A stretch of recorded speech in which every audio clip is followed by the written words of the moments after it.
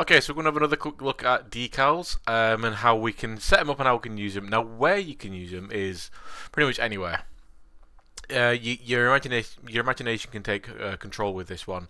Now, we don't want to use them for everything. We don't want to rely on them because they are quite expensive, but they're a very, very good assets we can use for when we want to project something like detail on a floor, like roughness, normal information, maybe even projecting something that like like cracks or something like that. We looked over the Dark Ruins example file, so there's stuff like that we can use it for. Excuse me.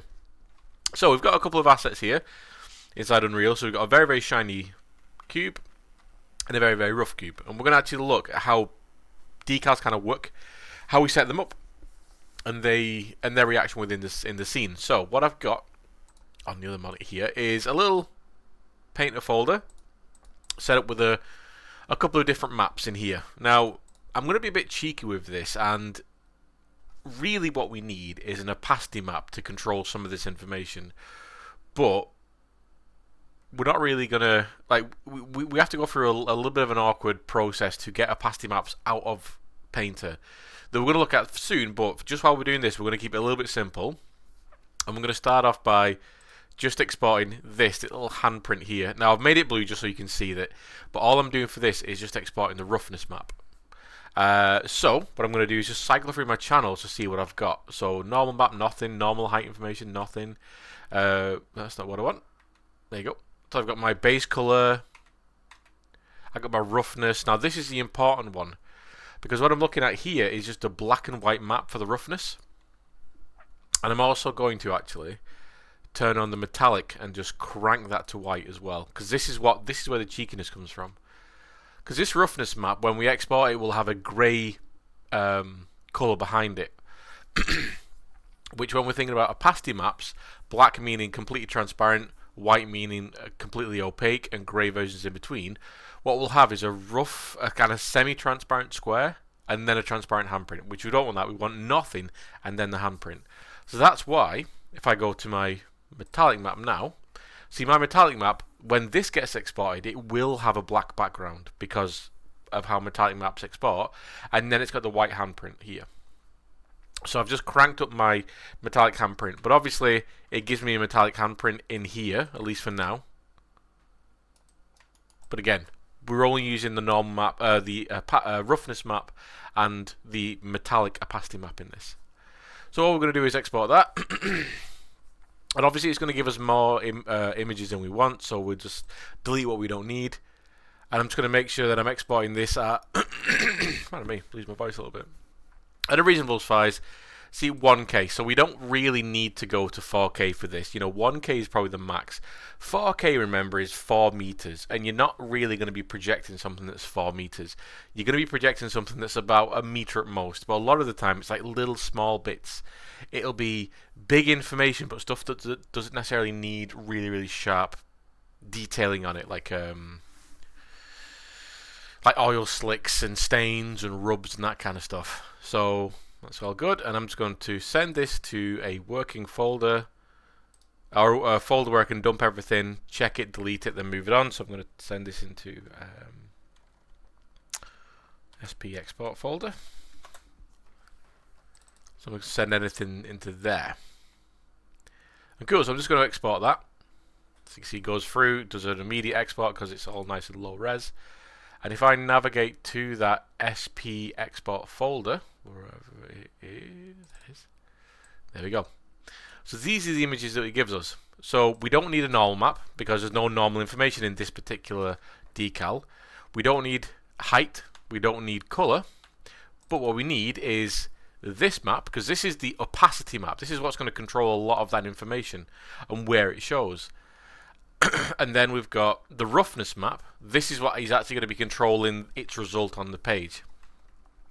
So what I'm going to do is call this texture handprint R for roughness, and this is going to be texture handprint O for opacity. All good.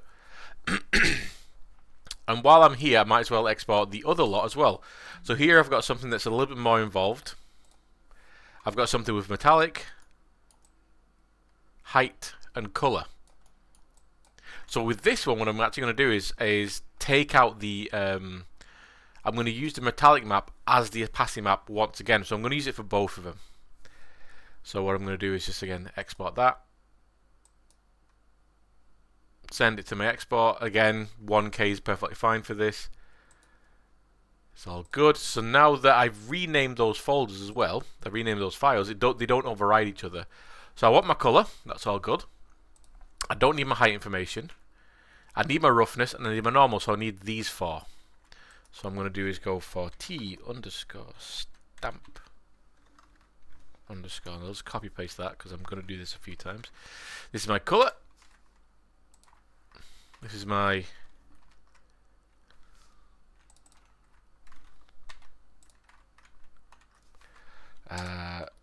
we'll call it metallic, but we're also going to use metallic, like we said, as the normal map. This as the opacity map. This is my normal map, and this is my roughness. Cool. So there we've exported some stuff. Now, like I keep saying, the main controller of this, the main thing that makes these things work, is the opacity map. Because what the projector does, as we go into, as we go into Unreal and actually have a look at it.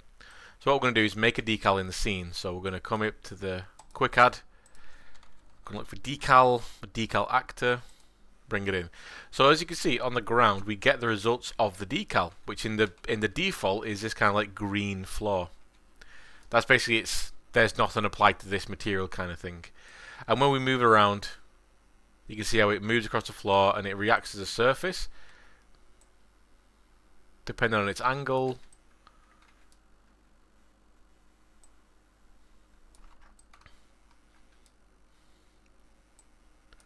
Oh, let me just do this. There we go. Whoop. And as you can see, the default material does have a roughness element to it. So you can see on this, especially on this blue material here, that it's not super shiny. It's very rough. And then we can scale this up and down. We can also scale the depth as well. You know, if you want to have this on a very flat surface, but you don't want it to interact with anything either behind it or in front of it, you can scale that in its depth to control where it's actually being shown. Because here, we've actually got a fun little thing happening where, because the bounding box is only going through this area here, it's only showing in this one area, which can sometimes be a good result if that's what you need.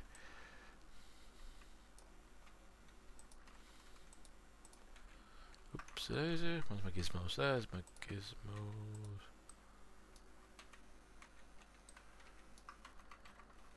There we go. There we go. It's inside. There we go. Right, so we scale it down. Push it. Can be a bit awkward to set up at first. There we go.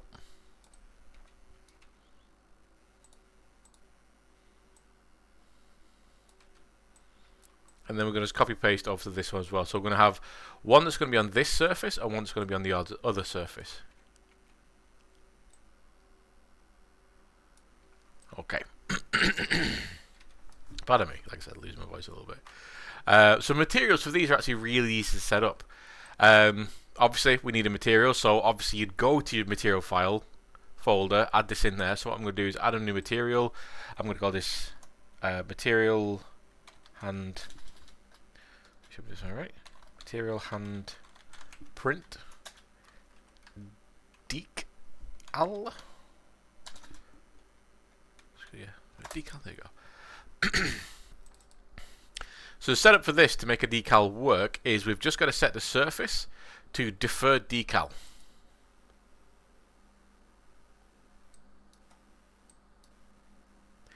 And then the material to the material blend mode underneath it to translucent. Because each one of these, so the material type, material domain will give you all these different things. There's some really, really fun stuff you can do. I'll actually just expand this so you can see what's going on. There we go. So the material domain right here will give you fun stuff we can do. So we want deferred decal, and then opaque will only give you this offset here, but we want to have all the information. We want to have transparency, we want to have color, normal. So we need to change this to translucency. And then this will give us our base color, metallics, specular, roughness. Basically gives you all the stuff we're used to using. Super, super good. And then I'm going to make another one. Might as well. Because m_symbol decal. There you go. I'm going to do the same thing on this one. So obviously this will be put into your materials folder inside Unreal. So deferred decal, and then in blend mode we change that from opaque to translucent, and then we're all good. I'm going to use pretty much all maps in this that I've made previously. So with that right there, you know, inside my texture folder. So I'll just make a little temporary folder for these here. Temp text. There you go. So I'm going to drag in those textures we made here. So I'm going to click them. I'm going to drag them in. Get them all imported. There we go. And quite simply what I'm going to do is just go to each one of these. So this is my symbol. So in fact I'll do my hand first. I grab the two things I need for my hand. So that's going to be my roughness and my opacity. Because my roughness, all we're doing here is just doing a handprint. So obviously my handprint roughness is going to control the roughness of the handprint, like grease. And the opacity is going to basically control where we can see that information. So drag them both in. And all I'm going to do is set my roughness into roughness. And my opacity into opacity. There we go. And we can kind of see a little bit on the preview window here. You can kind of see it a little bit on there. But the proof is when, if we just apply and save. So this material is called Material Handprint Decal. Yeah, we save. So if I go to the decal here, oh sorry, no, this is what we go to this decal, and then in this, there we go, decal material here. What I'm going to do is search for that hand decal. So hand decal. There we go, and there we go. So you can see the roughness map for the decal right there.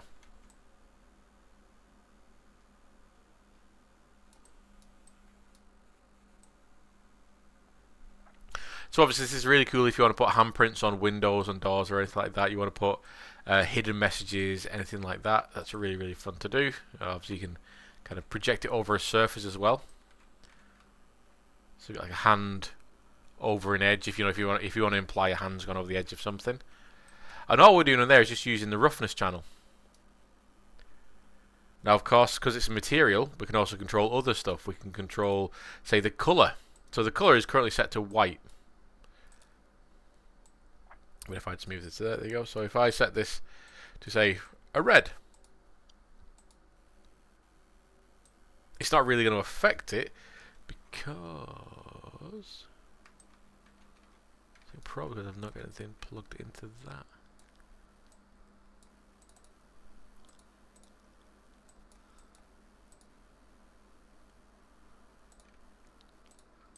There we go. So there is a bit of red in there as well. Very cool. And the other one, so this is our symbol with the null maps and all that kind of jazz. So we're just going to save this handprint material. You can see it's dead easy set up. You didn't even need this actual material in here. You could just literally, you know, turn down the opacity so you're not got any color in there. Turn it to white. So I've set the alpha of that color at the bottom here. Right down here, I've set that to 0, so it's an opacity map, so we should have no color on it whatsoever. So all I'm doing is just using the roughness and the opacity map, and then what we've got is something that's far less overt, far less noticeable, but it's a little bit more subtle. Cool. So let's jump over to this one, like I said, and this one is going to be our symbol. So I might as well just place it in. Currently nothing happens because there's nothing set up in the material. But in this material, what I'm going to do is just grab those 4 images. So my color, my opacity slash metallic, because remember we're using the black and white nature of a metallic map to basically control my opacity, my normal and my roughness. Drag that in. And then we're just going to set that up as we usually do. The only difference being that one of these is going to do 2 jobs. Okay. So obviously color into color. So now we see that. Metallic into metallic, but then also into opacity. Roughness into roughness. And then normal into normal. Apply. Save. Let it do its thing. Move to the side. And there we go. So now we've got that metallic stamp on a surface. Giving us a bit of normal information there, so it looks like it's being pushed in. Almost looks like it's squeezing as well, with all the kind of lines on the side. Of course, these are actually quite big in the scene at the minute, so we would never use decals to a massive, massive scale. Decals are only ever really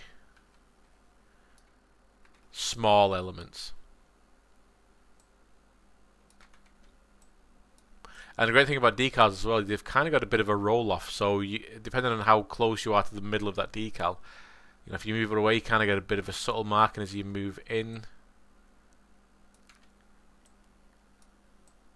Get stronger, stronger, stronger, and then when you move out, you get the same thing happening on the other side.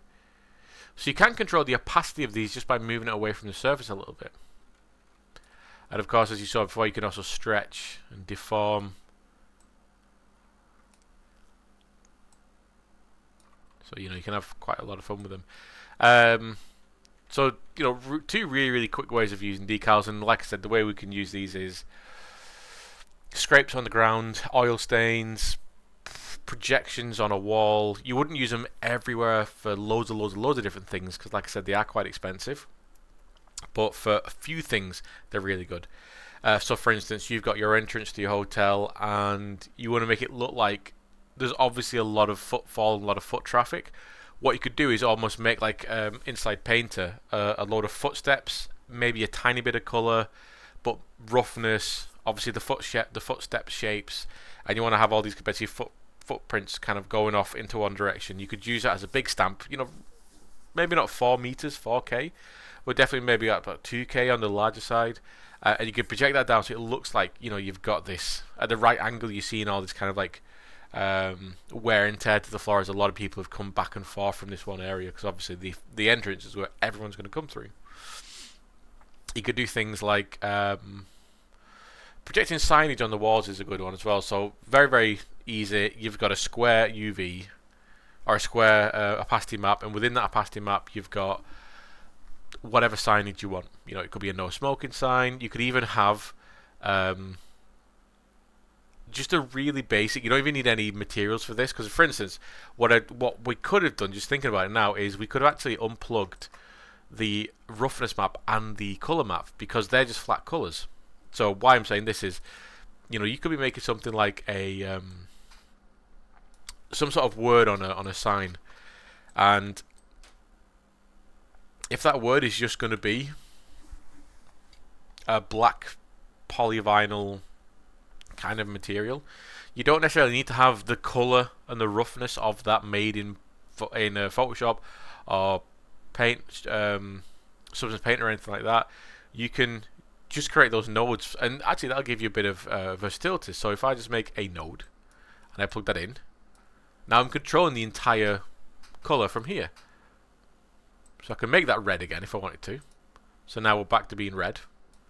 But now, because I've unplugged the roughness map, now it's just a rough. We've still got the normal map information there, because that does need a normal map from Painter.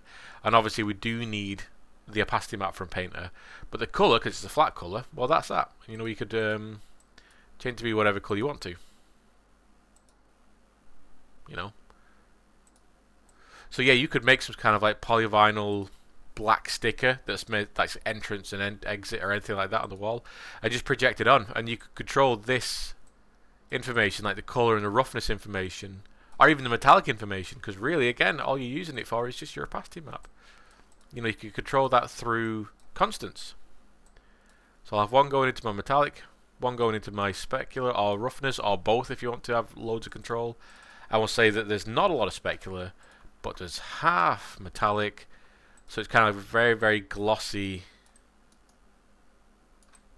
you know, that very, very glossy imprint there. Very, very cool. And as we've looked at in class as well, obviously in the Dark Ruins template sample, you can see how they've used decals to an obnoxious amount, where everywhere there's decals, because what they're doing is using decals to project the minor micro details of rock cracks, of surface decay, of streaks and stuff like that. They're using all the decals to do that. You can use decals to, if you've got a really nice clean floor, you can maybe use decals to give the impression that the floor's a bit grubby or a bit dirty, or even maybe a few cracks every now and then. Not many of them, obviously, because they are expensive. You don't want to overload the environment with them, but you know, it can be used for a bunch of stuff. So yeah, these are things that I could show you every last permutation and every last usage of them, but what I'm going to do is show you just the way you set them up. And it's very, very simple. This is the most complex one, and of course you can make them as complex as you want, because they are just materials. You could do some super crazy stuff with decals, but really, you know, on the basic side of things, you can either just do a straight color with an opacity map, or in this case, it's a roughness map with an opacity map. Opacity map being the important one as well. That's the one that controls where you're actually seeing the effect. And then you can just start stamping in loads of other things. So, you know, you start stamping in color map, roughness map, normal map, metallic maps, emissive map. Maybe this, you know, you've got some emissive stuff. Maybe you got something that glows and it's recessed or something like that. You know, use your imagination. These are just materials. The only difference is, instead of applying them directly onto an object's material slot, you're almost setting up a little projector and you're projecting these onto a surface. You know, very, very cool. So that's decals. That's nice and short. That might be the shortest video I've ever done for you. 20 minutes. So decals, very, very interesting. Very easy to set up, but you can put them in loads of different places. And you can even put them inside prefabs like this. You have got to be a bit careful, because they're going to project not just on the object you apply them to, or not just on the blueprint you're applying them to, but they will apply to everywhere. So for instance, if I use a decal inside here, and I have it for some reason pointing to the ground, but I only want it to affect my disc here, my light disc. If I put a projector facing downwards, without turning on and off and going into all these different settings for different objects and stuff, it'll just project. It'll look like it's just projecting inside of here, because that's all that's in the scene, but as it projects inside the actual scene, it'll be affecting the area around it as well. So decals are great, but they're a bit awkward to work with when you want to be very, very precise with them. Not impossible, but you know. But decals are very, very fun. Have a play with them. I just think where you might want to use them. These are like nice little peppery, salty peppery kind of things we put at the end to spice up the scene a little bit, to add a bit more interest. And they could be anything. So yeah, we'll leave it on that one there. See you in the next one.